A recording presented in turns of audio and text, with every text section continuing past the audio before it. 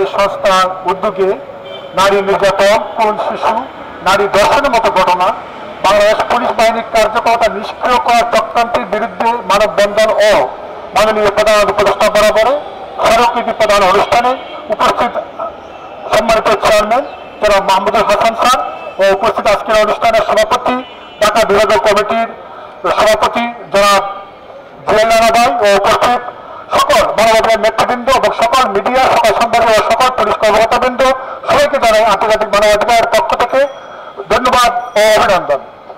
আর উপস্থিত মিডিয়ার ভাইরা, প্রশাসনের বিভিন্ন স্তরের দায়িত্বশীলগণ, সংস্থার সর্বস্তরের দায়িত্বশীল কর্মী ভাইরা, সবাইকে শুভেচ্ছা জানাচ্ছি এবং সালাম জানাচ্ছি। আসসালামু আলাইকুম। আমরা এমনই একটি সময়ে আজকে এখানে দাঁড়িয়েছি যখন মাগুরাতে আসিয়ার পরিবারে চলতেছে শোকের মাতম। দেশের বিভিন্ন জায়গাতে নারী নির্যাতন, বিধবা নির্যাতনের মতো ঘটনা আমরা দেখতে পাচ্ছি। আজ দেশের এই পরিস্থিতিতে মানবাধিকার কর্মীদের ভূমিকা সবচেয়ে বেশি পালন করতে হবে। মানবাধিকার কর্মীরা যদি সচেতন হয় এবং মানবাধিকার যদি প্রতিষ্ঠিত হয়, তবে আইনের শাসন প্রতিষ্ঠিত হবে। আমরা একটি বিষয়ে গুরুত্ব আরোপ করেছি, আপনারা দেখেছেন যে বাংলাদেশ পুলিশ বাহিনীকে কার্যক্ষমতা নিষ্ক্রিয় করার একটি ষড়যন্ত্র চলতেছে। পুলিশের মনোবল ভেঙে দেওয়ার জন্য বিভিন্ন জন বিভিন্ন পদ্ধতি অবলম্বন করতেছে। আমরা মাননীয় প্রধান উপদেষ্টা মহোদয়কে উদাত্তভাবে জানাতে চাই যে আপনি আরো কঠোর হস্তে এই প্রশাসনিক বিষয়গুলো নিয়ন্ত্রণ করুন, যাতে করে মানুষ পুলিশের উপর আস্থা রাখতে পারে, কারণ পুলিশই মানুষের জান মাল এগুলো নিরাপত্তার দায়িত্বে নিয়োজিত থাকে। পুলিশ যখন তার দায়িত্ব পূর্ণরূপে পালন করবে, তখন কোনো ধর্ষণকারী, কোনো ডাকাত, কোনো হত্যাকারী যতই সে মনে মনে প্ল্যান করুক, কিন্তু সে বাস্তবায়ন করতে পারবে না, কারণ তার ভিতরে ভয় থাকবে। প্রিয় মিডিয়া কর্মী ভাইয়েরা, আপনাদেরকেও আমি উদাত্ত আহ্বান জানাতে চাই, আপনারা একটু বেশি বেশি করে আপনাদের যার যে মাধ্যম আছে, ইলেকট্রনিক্স মাধ্যম, প্রিন্ট মাধ্যম এবং আপনার সোশ্যাল মিডিয়াতে, এগুলো একটু বেশি বেশি করে প্রচার করুন, কারণ আপনাদের দিকেই, আপনাদের দেখানো পথেই জাতি চলে। প্রিয় ভাইরা, আমরা চাই যে সর্বস্তরে মানবাধিকার প্রতিষ্ঠিত হোক, সে যে ধর্মেরই হোক না কেন, যে জাতিরই হোক না কেন, যে বর্ণেরই হোক না কেন। আর এটা প্রতিষ্ঠিত করতে আমাদের সবাইকে সম্মিলিত প্রচেষ্টা গ্রহণ করা লাগবে। আমরা যে যে অবস্থানে আছি, যার যে পেশা থাক না কেন, মানবিক হওয়ার জন্য তার কোনো বাধ্যবাধকতা নাই। আসুন আমরা সবাই মিলে মানুষের অধিকার প্রতিষ্ঠায় কাজ করি, সবাই সচেতন হই। আজকে হয়তো আমাদের নিজেদের কারণ কোনো সমস্যা হয় নাই, কিন্তু আমরা যদি এখন সোচ্চার না হই, তো কালকে আমাদের পরিবারের উপর হাত পড়বে। আমাদের এই দায় আমরা এড়াতে পারবো না। প্রিয় ভাইরা, আসুন জাতিসংঘ ঘোষিত মানবাধিকার ঘোষণা এবং আমাদের দেশের সার্বিক পরিস্থিতি নিয়ে আমরা সম্মিলিতভাবে কাজ করি এবং সকলের অধিকার প্রতিষ্ঠায় সচেষ্ট হই। আপনারা জানেন, আমরা দেখতে পাচ্ছি মানুষের কান্নার আওয়াজে আকাশ পাতাল কর্তৃত হচ্ছে। দর্শকের কান্না, কারো মানব লুট করে নিয়ে যাচ্ছে ডাকাত দলেরও, কারো হাত পা কেটে নিয়ে যাচ্ছে, কাউকে জবাই করে মসজিদের মতো জায়গায় হত্যা করছে, যা কখনো আমরা কল্পনা করতে পারি না। এই স্বাধীন দেশে এইসব অত্যাচার, নির্যাতন মেনে নেওয়া যায় না। বিশেষ করে আমাদের ছোট্ট বোন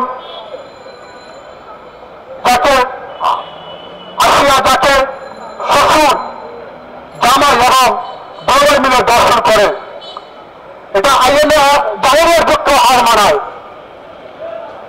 এদের দৃষ্টান্তমূলক শাস্তি আমরা কামনা করি। আমরা দেখতে পাই একটা তদন্ত কমিটি গঠন করা হয়, এটা পূর্বে হয়েছে। আমরা সেই তদন্ত কমিটির উপর আস্থা রাখতে চাই না। আমরা চাই দ্রুত তার বিচার কাজ সম্পাদন করা হোক। সেই তদন্ত কমিটি 1 মাস যায়, 2 মাস যায়, 3 মাস যায়, তারপরে সেই তদন্ত কমিটির কোনো খবর থাকে না। নিজে যখন নীরব হয়ে যায় তখন সবাই এই আসিয়ার কথা বলে যাবে। আমরা আসিয়ার কথা বলতে চাই না।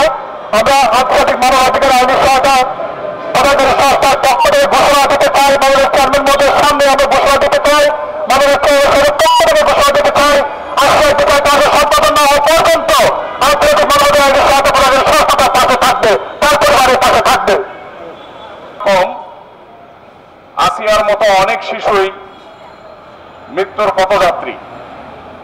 আর এই ধর্ষকদের বিচারের ব্যাপারে আমাদের যে গাফিলতি, এই গাফিলতিটা দেখার জন্য কে আছে?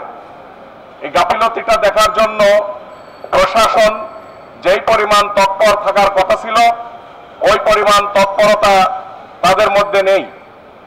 আর এটার জন্য দায়ী কারা? এটার জন্য দায়ী আমরা নিজেরা জনগণ সচেতন নই। আমরা নিজেরা যদি সচেতন হইতাম, আমরা নিজেরাই যদি মানবাধিকার লঙ্ঘনের বিপক্ষে থাকতাম, তাহলে আজকে প্রশাসনের পক্ষে এই জিনিসগুলো তদারকি করা খুব সম্ভব হতো। আজ আমরা কথা বলবো বাংলাদেশের বর্তমান মানবাধিকার পরিস্থিতি নিয়ে। আমরা দেখতে পাচ্ছি বিগত সময় ধরে প্রায় মাসখানেক ধরে দেশে খুন, হত্যা, গুম এবং ধর্ষণ ব্যাপক হারে বেড়ে গিয়েছে। আমরা আইন শৃঙ্খলা বাহিনীর মধ্যে এর বিষয়ে প্রতিকার করার জন্য যথাযথভাবে চেষ্টা করছে, তারা পারছে না। তাদের উপর তারাও হামলার শিকার হচ্ছে। এই পরিস্থিতিতে আমরা মাননীয় প্রধান উপদেষ্টার দৃষ্টি আকর্ষণ করছি দেশের মানবাধিকার অবস্থা সার্বিকভাবে পর্যালোচনা করার জন্য। আমরা মানবাধিকার সংস্থাগুলো কাজ করতে গেলে, দেশে এখনো কাজ করতে গেলে বিভিন্ন জায়গায় প্রকৃত স্বৈরাচারের আমলে যেরকম হয়রানির শিকার হতাম এখনো শিকার হতে হচ্ছে। বিভিন্ন জায়গাতে আমাদেরকে বিভিন্ন সংস্থা চ্যালেঞ্জ করছে, বিশেষ করে আইন শৃঙ্খলা বাহিনী, যে আমাদেরকে মানবাধিকারের কাজ করতে কে বলেছে? আমরা বলি যে আমাদের লাইসেন্স দিয়েছে সরকার, তারা বলে এইসব ভুয়া, তারা না দেখে বলে এগুলো ভুয়া, তারা বিষয়গুলো জাস্টিফাই করে না। তো এইরকম পরিস্থিতিতে আমরা প্রধান উপদেষ্টা মহোদয়কে, আইন উপদেষ্টা মহোদয়কে, স্বরাষ্ট্র উপদেষ্টা মহোদয়কে আমরা বিনীতভাবে নিবেদন করব, অনুরোধ করব যে বিষয়গুলো দেখার জন্য। আমরা এখনো স্বাধীনভাবে মানবাধিকার নিয়ে কাজ করতে পারছি না। দেশে একের পর এক খুন, ধর্ষণ হচ্ছে, এর প্রতিকার কি? ধর্ষণের মামলার আসামি ধরা পড়ছে, প্রমাণ হয়ে যাচ্ছে এবং তাদেরকে 180 দিনের জন্য বিচারে কার্যকারিতা করার জন্য বলছে। এখন আমাদের মাননীয় প্রধান উপদেষ্টা হস্তক্ষেপে সেটা 90 দিনে এসেছে। কিন্তু আমরা চাই যে এটা দ্রুত বিচার ট্রাইব্যুনালে 3 দিনের